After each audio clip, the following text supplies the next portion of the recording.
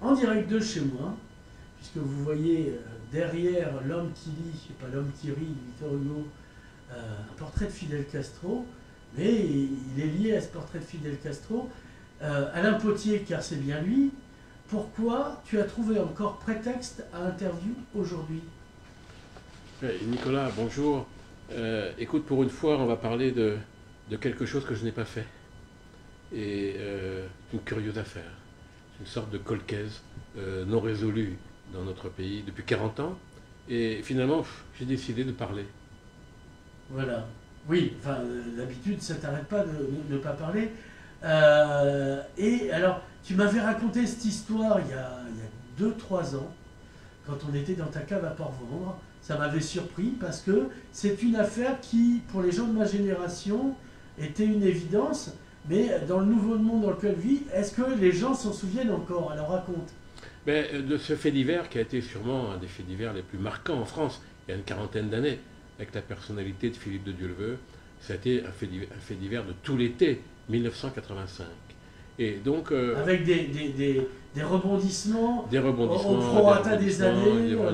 Et alors, ce qui est curieux, c'est que tu dis les gens, alors, bien sûr, maintenant, beaucoup de gens ne connaissent alors, plus ce fait parle-nous divers. de l'émission et de qui? Oui, maintenant, mais simplement, beaucoup de gens de nos jours, pour répondre à ta question, Oui. beaucoup de gens ne se souviennent plus de cette affaire, les jeunes, mais beaucoup d'un petit peu moins jeunes se souviennent que leurs parents avaient vu ça. Je rencontre des gens qui me disent, mais oui, mais moi, je me souviens, mon père me parlait de ça. Donc, en fait, il y a encore beaucoup de gens qui connaissent cette affaire. Et en fait, il s'agit d'une affaire qui n'était pas résolue. Car on va évoquer aujourd'hui le mobile de cette affaire. Voilà. Alors, on parle de qui? On va commencer par là.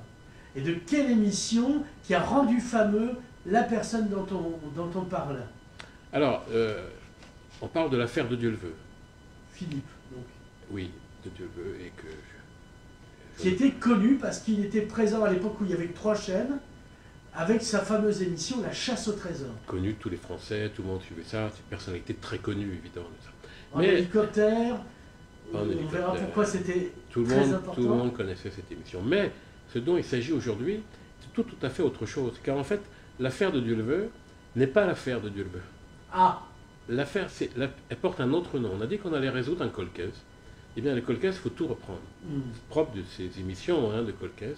Eh bien, en reprenant tout, on va se rendre compte maintenant que cette affaire ne porte pas le nom de Dieuleveux. Elle s'appelle l'affaire André Hérault, du nom du commandant de l'expédition, qui était double commandant, parce qu'il est aussi commandant d'hélicoptère.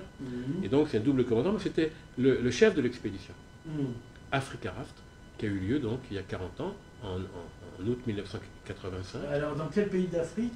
Alors, on est au Zaïre. Ouais. On est au Zaïre, sur le fleuve Zaïre, je ne sais plus comment ça s'appelle, et sur les chutes d'Inga, Ouais. les fameuses chutes que personne n'avait jamais traversées ou franchies. Donc ça va être une grande première qui va avoir lieu. Et c'est une expédition assez curieuse et assez importante qui va avoir lieu là. Mais ce que je vais te raconter, d'abord, c'est une autre histoire. Et cette histoire, c'est un copain un jour, on est en 1984, m'appelle pour me voir. Je suis animateur économique à l'époque dans les Hautes-Pyrénées, les Pyrénées centrales. Et ce copain que je n'ai pas vu depuis plusieurs mois veut me voir.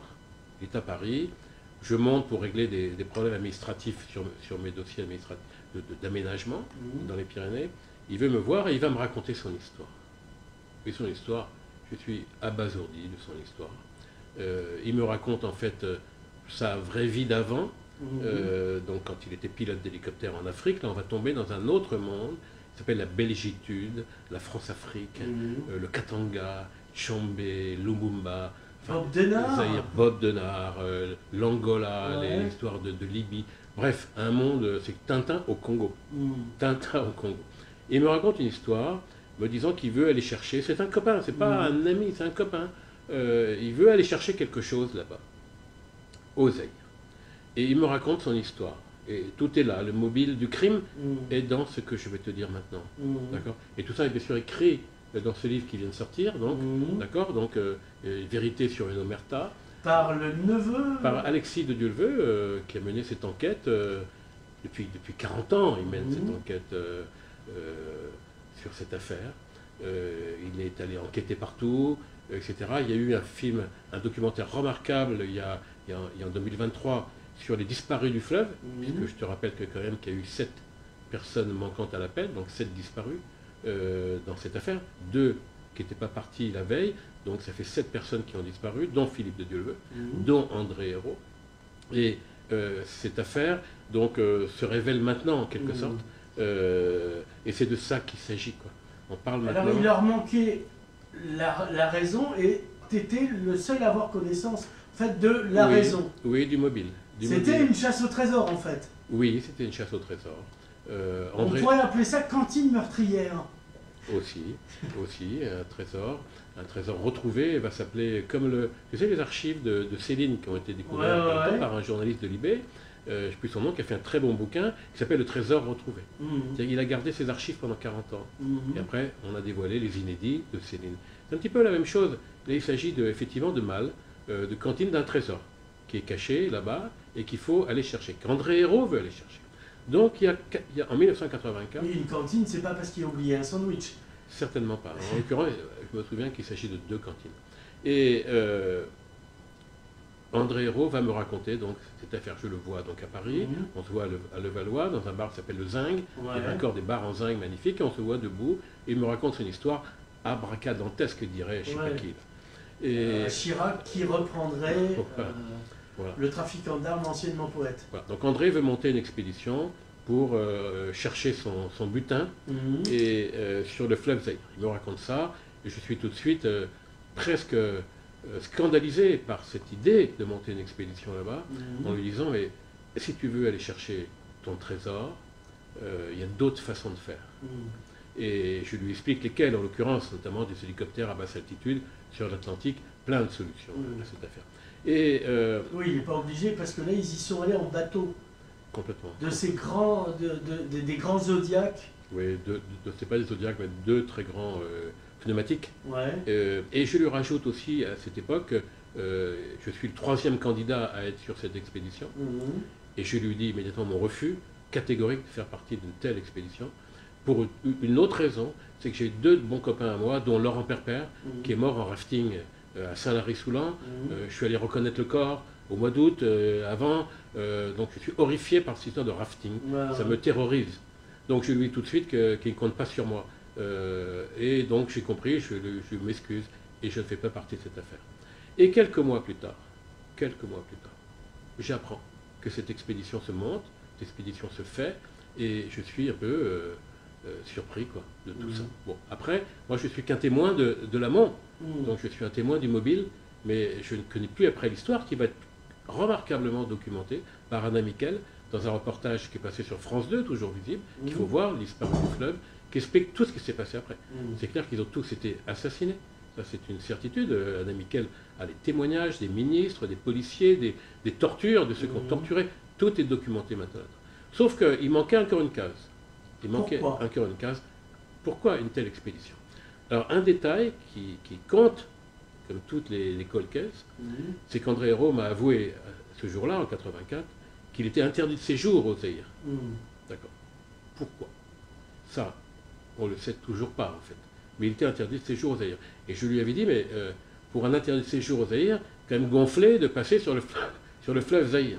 Je rappelle la complexité des choses. Hein. On est là-bas, République démocratique du Congo qui devient le Zaïre. Donc c'est Kinshasa. À côté, il y a Brazzaville, la République du Congo. Donc c'est très complexe. Toutes ces Alors, choses, il y a les problèmes locaux de lutte locale, plus les guerres internationales pour le contrôle de zones où il y a du diamant, où il y a etc. etc. Il y a beaucoup de choses. Je rappelle juste un petit détail, c'est que à cette époque, 85, la coopération française militaire était la plus importante au Zaïre. Donc il y a du monde, hein, il y a du renseignement, il y a beaucoup de choses. Donc voilà, cette traversée qui va avoir lieu. Alors tout ça, évidemment, raconté dans le livre. Là, il y a 10 pages qui me sont consacrées et qui expliquent mon témoignage, tout simplement, de ce mobile du crime. Mais on ne comprend pas pourquoi il veut aller sous ce lampadaire chercher ses clés, parce qu'il croit que c'est là qu'il y a la lumière. Alors, c'est un trésor qui a été enterré. Bien 20, je ne sais plus, 30 ans avant, suite à une révolte qu'il y a eu au Katanga. Et André Hérault, qui est pilote d'hélicoptère, va partir avec un ministre, avec 2 cantines, très lourdes, dans cet hélicoptère. Il y a un 3e passager qui veut monter, c'est Haroun Tazieff. Le vulcanologue. Voilà, parce qu'on ne se souvient peut-être plus Non, mais bon, c'est expliqué dans le ce livre. natif de Samarcande. Complètement. Donc Haroun Tazia veut monter, mais il n'y a plus de place, donc il le jette. Et tu vas voir comme c'est curieux, parce que il se trouve qu'André Hérault, je l'ai connu parce que je montais un projet dans les Pyrénées centrales, avec un projet secondaire, on va dire, mais qui avait son importance, notamment sur une petite base hélicoptère, pour transporter les charges en montagne, favoriser, développer l'économie, accompagner. Donc c'était mon conseiller hélicoptère. André Hérault est très connu parce que dans l'armée, parce qu'il avait fait soi-disant un looping en hélicoptère. Oui, le seul. Le seul, soi-disant. Parce que sinon, comme pour voler avec un hélicoptère, on projette du vent qui maintient en hauteur. Si on fait un looping, à un moment donné, il n'y a plus rien et on tombe. Donc voilà, donc André Hérault venait chez moi, il logeait chez moi, on se fréquentait, etc. C'est comme ça que je l'ai connu comme conseiller hélicoptère sur mon projet hélicoptère dans les Pyrénées centrales. Voilà. Après, donc on ne s'est plus revus, et c'est 8 mois plus tard qu'il me veut me voir dans ce bar à Levallois-Perret, le Petit Zinc. Et après, il meurt, donc pour le revoir, ça devient compliqué. Exactement. Donc après, moi, simplement ce que je veux te dire, tu m'as demandé de parler de cette affaire, oui. C'est que j'ai pas voulu témoigner. Pendant longtemps Pendant 40 ans. Et tu me l'as raconté, je me rappelle, on était avec Maria, chez toi à Port-Vendre, et je ne sais pas pourquoi ça a glissé à la conversation, avec du cigare et du rancio, bien sûr. Peut-être du rhum encore à l'époque, mais avec du rancio sec. Oui, et ben voilà, j'ai pas voulu parler pour plusieurs raisons qui sont évoquées dans le livre. Je ne veux pas y revenir maintenant, mais j'ai décidé de ne pas parler. Voilà. Et c'est simplement... En mémoire d'André Hérault? Non, pas du tout, pas du tout. En mémoire d'abord parce que j'étais moi gêné et outragé que ces gens aient été